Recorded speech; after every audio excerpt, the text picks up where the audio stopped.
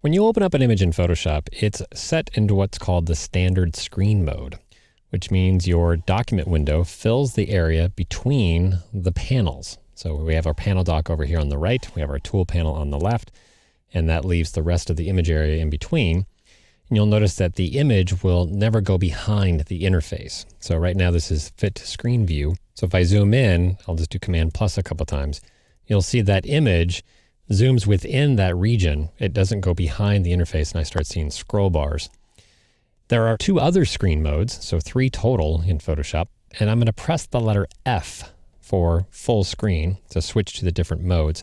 If I press the letter F one time, I'm now in what's called the full screen mode, and you'll see the image now is actually going behind the interface elements, going behind the panels, and I don't see any scroll bars in this view, and I've zoomed up far enough where I don't have any extra window chrome. I still see my menus at the top of my screen. So the third and final full screen mode is I've pressed the letter F one more time. This puts the image in absolute full screen mode. I don't see any interface chrome whatsoever, not even the menus at the top.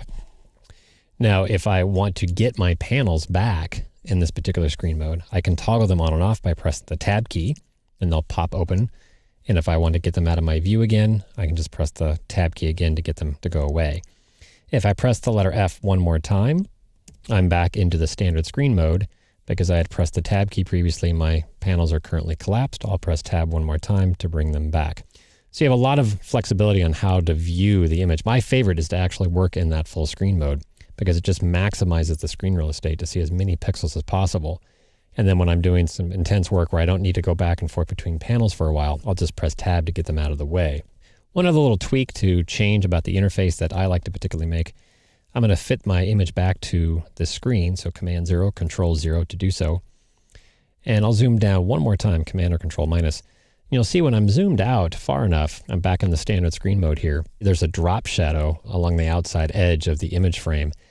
Personally, I don't really like that. I like a cleaner look. The interface has become so flat and kind of invisible as much as possible that I find the drop shadow between the edge of the image and this background color to be a little bit distracting. It's not part of the image, so I don't want any extra chrome there, basically. So I'm going to change that. I'm going to go to Preferences. I can either do that under the Photoshop menu on the Mac or under the Edit menu on PC. Again, I'm just going to use the keyboard shortcut, Command or Control K, to open up the Preferences dialog. And in the Interface section, over here on the left, I click on the word Interface. You'll see the default is to show a border in the standard screen mode and the full screen mode with menus. And then in the full screen mode without the menus, it's set to none. I like to change that to none for both. So I'm going to change the border to none. I'm going to go ahead and click OK. And you'll see I just have a much cleaner look now where that shadow, it's not part of the image. I don't want to see any extra visual cruft there. So again, just a review, to cycle through the screen mode, simply press the letter F. It's actually the very first thing I do immediately after opening up an image. I just open it and then I press the letter F to go to full screen mode. If I want to get rid of all the chrome whatsoever, press the letter F one more time. Some people actually call this the presentation mode as well because it just hides the fact that you're in Photoshop and puts it on a nice dramatic black background. And of course, to bring everything back, just press the letter F one last time and you're back to that default standard screen mode.